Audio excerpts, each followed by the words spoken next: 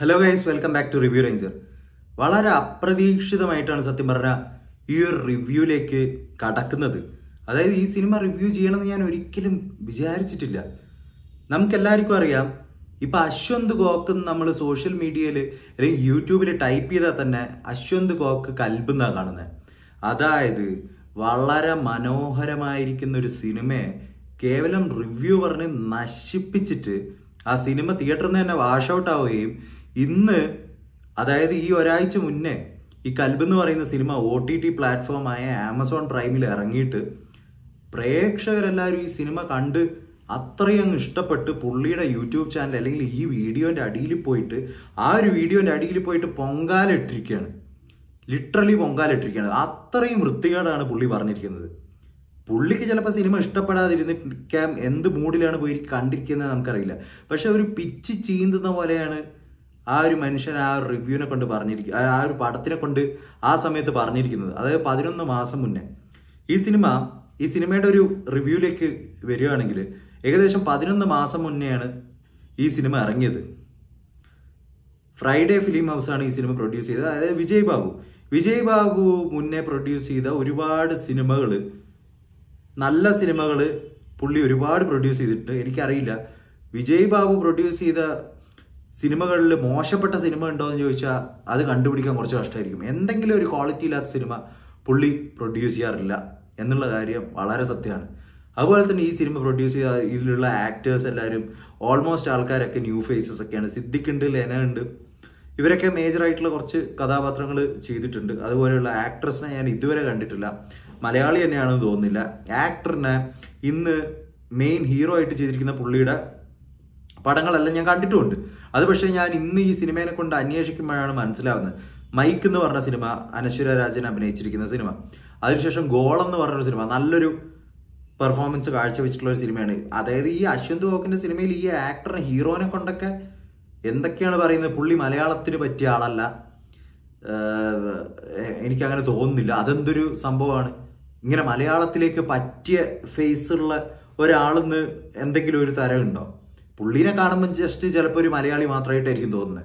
പക്ഷേ ഈ ഒരു പുള്ളിക്ക് ഇപ്പം എത്രയോ ആൾക്കാരില്ലേ ഇത്, ഇയാൾ ശരിക്കും ഒരു മലയാളി തന്നെയല്ലേ? അത് പിന്നെ എങ്ങനെയാണ് മലയാളിക്ക് പറ്റിയ ഫേസ് അല്ല എന്ന് പറയുക? അപ്പം മലയാളി ആയിട്ടല്ലേ ഈ ഒരു മനുഷ്യൻ അങ്ങനെ ആയിട്ടില്ല. രഞ്ജിത്ത് എന്നാണ് ആ പുള്ളിയുടെ പേര് എന്ന് എനിക്ക് തോന്നുന്നു. അപ്പം ഞാൻ ഈ സിനിമ ആദ്യം ഇങ്ങനെ കാണാനിരുന്നത് ജസ്റ്റ് കാഷ്വലി വാച്ച് ചെയ്യാൻ വേണ്ടിയിട്ടാണ് ഇരുന്നത്. അതായത് ചുമ്മാ വീട്ടിലിരുന്ന് നമ്മൾ വെറുതെ എന്തെങ്കിലുമൊക്കെ ചെയ്തുകൊണ്ടിരിക്കുമ്പോൾ കാണാമെന്ന് വിചാരിച്ചിട്ടാണ് കണ്ടത്. ഇതിൻ്റെ കഥയും കാര്യങ്ങളൊക്കെ ഭയങ്കരമായിട്ട് നമ്മളെ ഞെട്ടിക്കുന്ന തരത്തിലുള്ള ട്വിസ്റ്റും ടേണുകളോ സിനിമയൊന്നുമല്ല. എന്താ പറയുക, വളരെ ക്ലീഷേ ആയിട്ടുള്ള സ്റ്റോറി ലൈനൊക്കെ തന്നെയാണ് ഏകദേശമൊക്കെ പോകുന്നത്. പക്ഷെ അത് എക്സിക്യൂട്ട് ചെയ്യുന്ന ഒരു രീതിയുണ്ട്, ആ ഒരു ഡയറക്ടർ ചെയ്യുന്നത്. അത് എത്രത്തോളം ഡിഫറെൻ്റ് ആയിട്ടുള്ള ഒരു അപ്രോച്ചിലൂടെയാണ് ഈ സിനിമ കാണിച്ചിരിക്കുന്നത്. അത് 7 സീസൺസ് ആയിട്ടാണ് കാണിച്ചിരിക്കുന്നത്. പാട്ടും കാര്യങ്ങളും അതൊക്കെ കുറേ ഉണ്ട്. അപ്പോൾ ആദ്യം തന്നെ ഞാൻ നോട്ടീസ് ചെയ്ത സംഭവം എന്ന് പറഞ്ഞാൽ ഫിലിം മേക്കിംഗ്, അതിൻ്റെ ഫ്രെയിംസ് ആയിക്കോട്ടെ, ടോൺ ആയിക്കോട്ടെ ഈ ഒരു സിനിമയുടെ, പിന്നെ അതേപോലെ തന്നെ ഓരോ ക്യാരക്ടേഴ്സിനും കൊടുത്തിരിക്കുന്ന അവരുടെ കോസ്റ്റ്യൂം ആയിട്ടുള്ള അപ്പിയറൻസ്, അവർക്ക് കൊടുത്തിരിക്കുന്ന ഒരു സ്കെച്ച്, അതൊക്കെ ഭയങ്കര ഇൻട്രസ്റ്റിംഗ് ആയിട്ട് എനിക്ക് ആദ്യം തന്നെ തോന്നിയിട്ടുണ്ടായിരുന്നു. അതൊക്കെ വളരെ നല്ല രീതിയിൽ നോക്കുന്നത്. ഓരോ ഫ്രെയിമും നന്നായിരുന്നു, ഓരോ ഫ്രെയിമും ഈ സിനിമയുടെ നന്നായിരുന്നു. എനിക്കതൊക്കെ ഭയങ്കര ഇഷ്ടപ്പെടുകയും ചെയ്തു. അപ്പോൾ ആദ്യമൊക്കെ ഞാൻ ഇതായിരുന്നു ഏറ്റവും കൂടുതൽ നോട്ടീസ് ചെയ്തത്, അതിൻ്റെ ഫ്രെയിംസും കാര്യങ്ങളൊക്കെ ഭയങ്കരമായിട്ടൊന്നും തോന്നിയില്ല. പക്ഷെ സിനിമ ഇങ്ങനെ തുടങ്ങി ഇങ്ങനെ അവസാനിക്കുന്നേക്കും, അതായത് ഇന്റർവെല്ലിനെല്ലാം മുന്നേ തന്നെ ഞാനിങ്ങനെ വീട്ടിൻ്റെ ഉള്ളിൽ നിന്ന് ഇങ്ങനെ നടന്ന് കളിച്ചൊക്കെ സിനിമ കണ്ടിരുന്ന ഞാൻ ഇരുന്ന് ആ സിനിമ ശ്രദ്ധിക്കാൻ തുടങ്ങി. അങ്ങനെ അങ്ങ് ആ സിനിമയിലോട്ടേക്ക് മുഴുവനായിട്ട് എന്താ പറയുക, 100% ഇൻവോൾവ് ആയി. ആ ക്യാരക്ടേഴ്സിൻ്റെ ഇമോഷൻസും വിഷമങ്ങളൊക്കെ, അതിൻ്റെ ആ മ്യൂസിക് പ്ലേസ്മെൻ്റ് ഒക്കെ ലാസ്റ്റിലൊക്കെ എന്ന് പറഞ്ഞു കഴിഞ്ഞാൽ അതങ്ങ് മനസ്സിനങ്ങ് ആഴത്തിലോട്ടേക്ക് കൊണ്ടുപോയി വീഴ്ത്തി എന്ന് പറയേണ്ടി വരും. അങ്ങ് ഇങ്ങനെ വിങ്ങിപ്പോയി നമ്മളും. ആ ഒരു വേദന, ആ ഒരു വെയിറ്റ് നമുക്കും ഫീൽ ചെയ്തു. ഇന്ന് ഞാൻ പല റീലുകളും കാര്യങ്ങളൊക്കെ കാണാൻ ഇടയായി. കുറെ കുട്ടികളൊക്കെ ഇരുന്നിട്ട്, ചെറിയ കുട്ടികളൊക്കെ, അവർക്ക് ചിലപ്പോൾ എന്താണ് ലവ് എന്ന് തന്നെ മനസ്സിലാവാനുള്ള ഒരു പ്രായം തന്നെ ആയിട്ടില്ല. അപ്പോൾ അങ്ങനത്തെ ആ കുട്ടികൾ വരെ അതിൻ്റെ ഇമോഷൻസ് എല്ലാം കണ്ടിട്ട് ഫീലായിട്ട് നിൽക്കുന്നു. ബേസിക് ആയിട്ടുള്ള ഇതുപോലെയുള്ള സംഭവം, ഇമോഷണൽ മൂവീസൊക്കെ കണ്ടിട്ട് തന്നെ മനസ്സിലൊരു സ്പാർക്ക് വരെ, അല്ലെങ്കിൽ എന്തെങ്കിലും ഒരു തരത്തിലൊരു പെയിൻ ഉണ്ടായിട്ടില്ലെങ്കിൽ അതെല്ലാം എന്ത് തരത്തിലുള്ള മനുഷ്യന്മാരാണ് എന്നാണ് ഞാൻ സത്യം പറഞ്ഞാൽ മറ്റേ പുള്ളിയുടെയൊക്കെ റിവ്യൂ കണ്ടപ്പോൾ ഇന്നിപ്പോൾ ആലോചിച്ചു വന്നത്. അതായത് ഈ മാതിരി രീതിയിൽ പിച്ച് ചീന്താനൊക്കെ പറ്റണമെങ്കിൽ എന്ത് തരത്തിലുള്ള മനുഷ്യനാണ്, എന്തെങ്കിലും ഒരു ഇമോഷണൽ ഒരു ഇതുവരെ തോന്നിയിട്ടില്ലെങ്കിൽ ഇത്ര ഇമോഷണൽ ആയിട്ടുള്ള ഒരു സംഭവം കാണിച്ചിട്ട് വെറുതെ കാണിക്കാൻ വേണ്ടി കാണിച്ചില്ല. അത്രയും വെൽ പ്ലേസ്ഡ് ആണ്. ആക്ടേഴ്സ് എല്ലാവരും നന്നായിട്ട് തന്നെയാണ് പെർഫോം ചെയ്തിരിക്കുന്നത്. അതിപ്പോൾ ടിപ്പിക്കൽ മലയാള രീതി എന്താണ് ഈ പുള്ളി ഉദ്ദേശിക്കുന്നത് അറിയില്ല. സ്റ്റൈലിഷ്ഡ് ആയിട്ട് തന്നെയാണ്, നല്ല ആക്ടിങ് ആണ് പുള്ളിക്ക്. മലയാളത്തിൽ മാത്രമല്ല ഹിന്ദിയിലും തമിഴിലും എല്ലാം ചെയ്യാൻ പറ്റുന്ന കപ്പാസിറ്റി ഉള്ള ഒരു ആക്ടർ തന്നെയാണ്. അതുപോലെ തന്നെ ആക്ട്രസ് ആണെങ്കിലും ഭയങ്കര എന്താ പറയുക, അവരുടെ ഒരു സോളിൻ്റെ ഒരു പ്യൂരിറ്റി നമുക്ക് കാണാൻ പറ്റി. ആ ഒരു പ്യുവർനെസ്, ആ ഒരു പ്യൂരിറ്റി നമുക്ക് ഫീൽ ചെയ്തു. പേഴ്സണലി എനിക്ക് ഫീൽ ചെയ്തു. ആ തുമ്പി എന്നാണ് ആ ഒരു ക്യാരക്ടറിന്റെ പേര്. അത് അത്രയും ഒരു ഇന്നസെന്റ് ആയിട്ടുള്ള ഒരു പാവം പിടിച്ച ജീവിയാണ്. ആ ഒരു പാവം പിടിച്ചൊരു ജീവിനെ പോലെ തന്നെയാണ് അവരെ ഫീൽ ചെയ്തിട്ടുള്ളത്.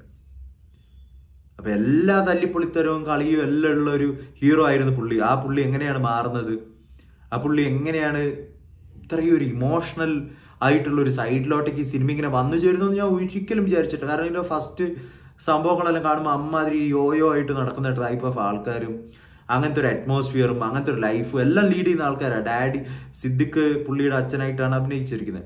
അവർ തമ്മിലുള്ള ഫ്രണ്ട്ഷിപ്പ് എല്ലാം ഫ്രണ്ട്സ് പോലെയാണ്, ഫാദർ സൺ റിലേഷൻ അങ്ങനെയൊക്കെ പറയുകയാണെങ്കിൽ ഒരു മസ്റ്റ് വാച്ചായിട്ട് എല്ലാവരും കാണേണ്ട ഒരു സിനിമ. വളരെ നല്ലൊരു വർക്ക്. ഇതിൻ്റെ ഡയറക്ടറിനെല്ലാം എന്തായാലും നല്ലൊരു ഹാറ്റ്സ് ഓഫ് കൊടുക്കണം നമ്മൾ. ആ മാതിരി രീതിയിൽ എനിക്ക് തോന്നുന്നു പുള്ളിയുടെ വൺ ഓഫ് ദ ബെസ്റ്റ് വർക്കായിട്ട് തന്നെ എനിക്ക് തോന്നുന്നു. എനിക്കത് മോഹൻലാൽ എല്ലാം സിനിമ ഡയറക്റ്റ് ചെയ്തത് ഈ പുള്ളി തന്നെയാണ്. അപ്പോൾ കാണാത്ത ആൾക്കാരുണ്ടെങ്കിൽ എന്തായാലും ഡെഫിനറ്റ്ലി പോയിട്ട് കാണുക. ഒരു 18 to 35, 45 ഇയേഴ്സ് ഒക്കെ ഉള്ള ആൾക്കാരൊക്കെ എനിക്ക് തോന്നുന്നു on an average may be ഇങ്ങനത്തെ ആൾക്കാർക്കൊക്കെ ഭയങ്കര ഇഷ്ടപ്പെടും ഈ ഒരു സിനിമ. ഭയങ്കര ഇഷ്ടപ്പെട്ടു, എല്ലാവർക്കും റെക്കമെൻഡ് ചെയ്യുന്നു. എന്തായാലും തിയേറ്ററിൽ പോയിട്ട് ആൾക്കാർ കണ്ടിട്ടില്ല, OTTയിലെങ്കിലും കൊണ്ടുപോയി കണ്ടിട്ട് ഈ ആക്ടേഴ്സിനെ ഇവരെല്ലാം പോയിട്ട് സപ്പോർട്ട് ചെയ്യാം. നല്ല വർക്കാണ്, ഭയങ്കര ഇൻട്രസ്റ്റിംഗ് ആയിട്ട് നമുക്ക് ആ ഒരു പെയിന് തോന്നുന്ന ഒരു കൈൻഡ് ഓഫ് ഒരു സോൾ ഉള്ളൊരു മൂവിയാണ് ഇത് കൽബ്, ഡെഫിനറ്റ്ലി. സോ ഇതാണ് എനിക്ക് ഈ സിനിമയെ കൊണ്ട് പറയാനുള്ള അഭിപ്രായം. നിങ്ങൾ സിനിമ കണ്ടിട്ടുണ്ടെങ്കിൽ പോയിട്ട് കാണൂ.